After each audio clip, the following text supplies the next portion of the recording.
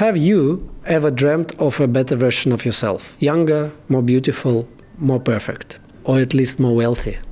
Let's be honest, no matter what your dream is, most of the time it requires money. And not just money, but financial confidence. Today, we are diving into financial literacy in 2025.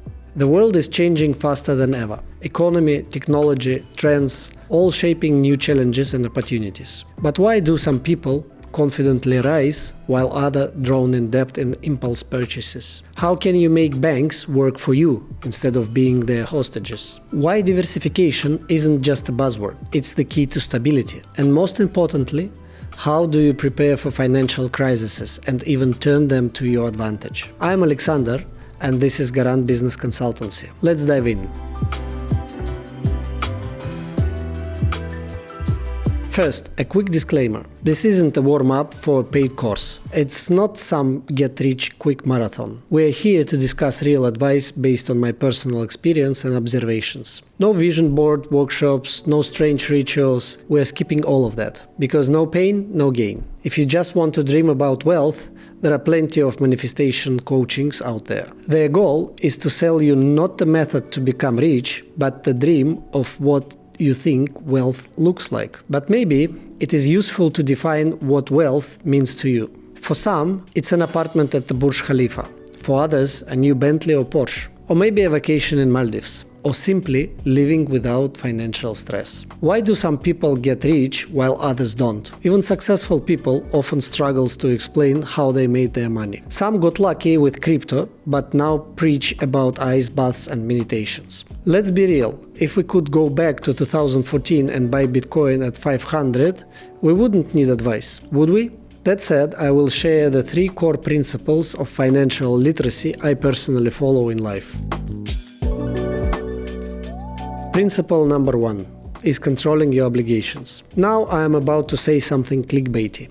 Never pay interest on your loans. I can feel the bankers getting tense. What I actually meant is using your loans and your credit cards smartly. Everyone is used to banks taking advantage of you, but here is one tool that lets you outsmart the system. Obviously, loans or mortgages for real estate are necessary leverage, especially if you plan to rent it out and the rental income covers the interest. But in everyday life, I often see people buying phones, furniture, luxury watches, or cars in credit, and it snowballs. Soon, a huge chunk of their income goes towards loan payments. And that's where banks make their money, because the interest on such loans are often sky high. I use my credit cards instead of debit cards, meaning I use the bank's money, not mine, and repay it within the interest-free period, which can range from a month to 6 months. During this time, my money works and earns income. This way, I get over $1,000 extra each month from cashback and interest on liquid saving accounts. Important notice, your money must work. If you just keep money in a current account, or worse, stash cash at home, you're losing value every day. That's not smart.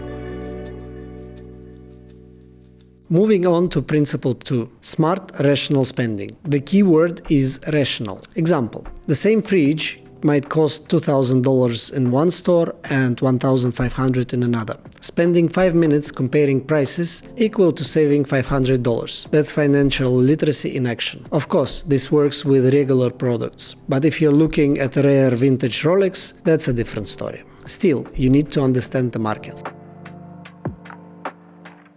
The third principle is called asset diversification. More simply put, don't put all your eggs in one basket. If you have some free money, try to spread it across different currencies. Dollars, euros, pounds, Indonesian rupees, or whatever. Of course, you want to keep the biggest part of your portfolio in the currency you use the most. That also applies to assets. It's best to hold not only dollar-denominated stocks, but also euro-denominated stocks. And the same applies to bonds. So, we are choosing different assets in different currencies. It is important to diversify not just by currency, but by industries too. Any economy can collapse, so don't rely on just one. Example, some believe the auto industry is great investment. But what happens if the market crashes? A smarter strategy is to hedge stocks across multiple sectors. Oil companies thrive in a strong economy. Gold is a safe haven during crisis. Energy companies offer long-term stability. Takeaway: diversify wisely, and market crashes won't scare you. And whenever possible, keep up with global trends. I'm not talking about the latest fashion collection. I mean major shifts that will impact our lives, no matter where we are. And the main global trend for 2025, at least as it seems right now, is, of course, Mr. Trump. I get the sense that everyone's anxiously waiting to see what Trump does next, whether he'll fix everything or completely shake things up. Some expect crypto to soar, wars to end, and sanctions to disappear, making life easier. Others fear the opposite. Honestly, I myself have some of those warm, irrational hopes about Trump and his influence on the world architecture. But I understand that nothing will drastically change. Everyone will still act based on their own interests. So, be ready for turbulent times. And that, I think, will become the main trend of the year. This is just my intuition, but something tells me that we are in for something unstable and bright, which means that principles of financial literacy will be even more important and necessary than ever. Another trend is crypto in general, thanks Trump, and DeFi in particular. Only the lazy or timid don't use cryptocurrency. It's now an universal means of payment. But DeFi is a relatively new trend. I'm not the biggest expert here, rather just an experienced user. But the point is that you don't just hold the cryptocurrency in your wallet, but keep it in liquidity staking pools so it works there. Basically, it's like a deposit with the interest. Another major trend is artificial intelligence. ChatGPT, Midjourney, Claude. Students don't Google anymore, they ask AI. Neural networks are designing, writing, analyzing, even building business plans. Use AI and you'll profit. Ignore it and you'll fall behind. And one more important thing, don't dwell on mistakes. See them as natural part of life. I know many influencers avoid talking about their failures. They'd rather maintain their image of being flawless. But let's be real. No one goes through life without making mistakes. I'm not ashamed of mine. They are a natural part of growth and learning. Here is a real story. I once lost over $1 million in a single week. It happened due to excessive risk-taking and a lack of clear judgment. But instead of just sighing in regret, the key is to learn from it and move forward. I learned a big lesson, and I want to share it with you. Never put too much of your money into just one or two risky investments, even if they seem like a sure thing. It's easy to get caught up in the excitement and stop thinking clearly. At first, it all makes sense. You see the investment making money and think, why bother with anything else? But that's exactly how you get blindsided. But the problem is that the market is always changing. What made sense at first, like high returns, might not hold up over a time. As conditions shifted, those earnings no longer matched the real market situation. I missed the warning signs because I didn't reassess the risk during the time frame of my investment. And here is another key takeaway. Assessing risk at the start isn't enough. You need to keep track on how the risk-return balance shifts over the time and be ready to adjust your strategy when needed. Managing your finances is all about building long-term strategies, not just short-term gains. Emotional decisions and their temptations of quick profits often get in the way of your bigger goals, like achieving financial independence. One of our clients had a great definition of financial independence. It is when you have a stable source of passive income that fully covers your expenses. In other words, even if you stop working, your quality of life stays the same. That's why strategic planning should come first. Learn to set aside short-term impulses in favor of bigger long-term goals.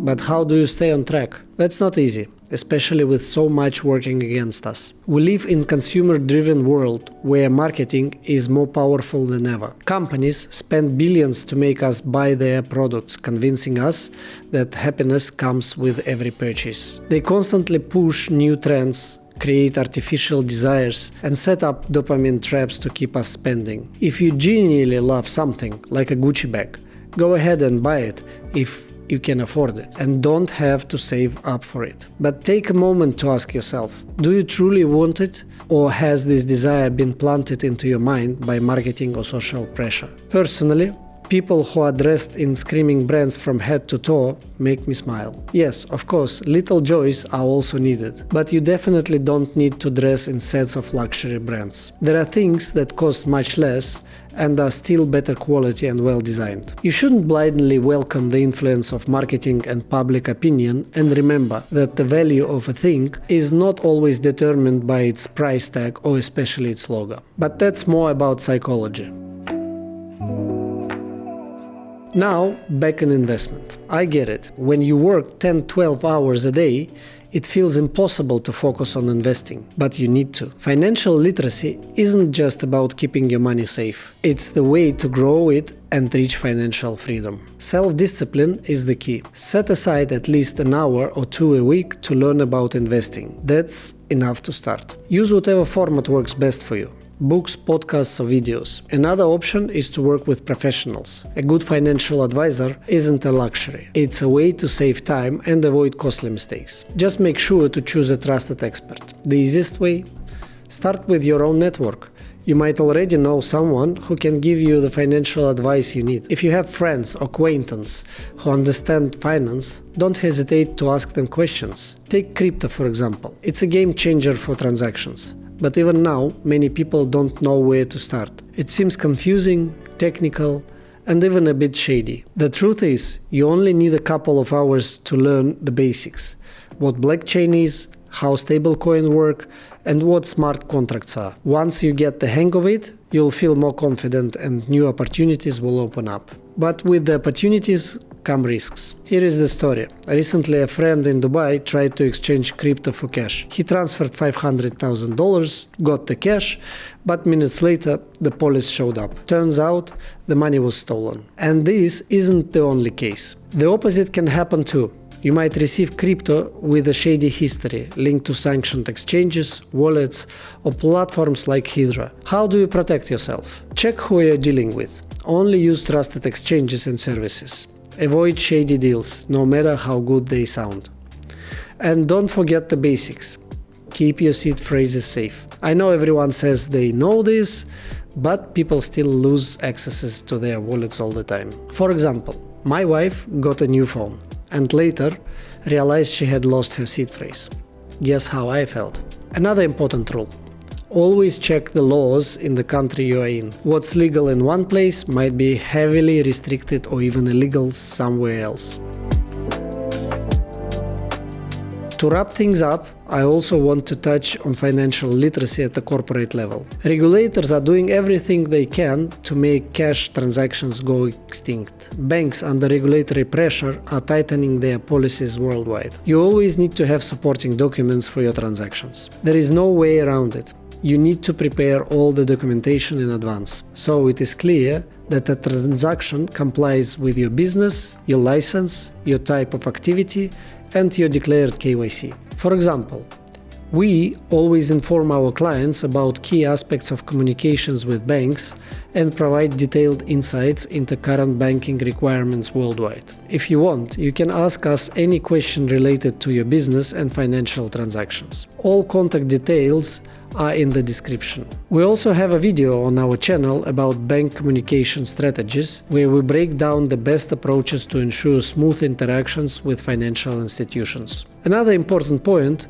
is checking your counterparties. These days, many companies and individuals are under sanctions, and you might not even realize who your business partners are connected to. And that matters. Now it's not just about checking your direct partners. You also need to know who they are doing business with. These corporate cousins can be high risk, and if you link to them, it could come back to bite you, leading to frozen bank accounts and other serious issues. That's why it's crucial to always know who you're working with, thoroughly check your partners, and be prepared to explain any transaction. That's financial literacy too. Robert Kiyosaki believes that financial literacy is not about money, but about life. And I would agree with him. Financial literacy is about controlling your money instead of letting it control you. Manage your finances wisely, explore new strategies, and regularly check key factors like the profit-to-risk ratio. This is your key to stability and success. See you next time on the channel. Don't forget to like and subscribe. Catch you next time.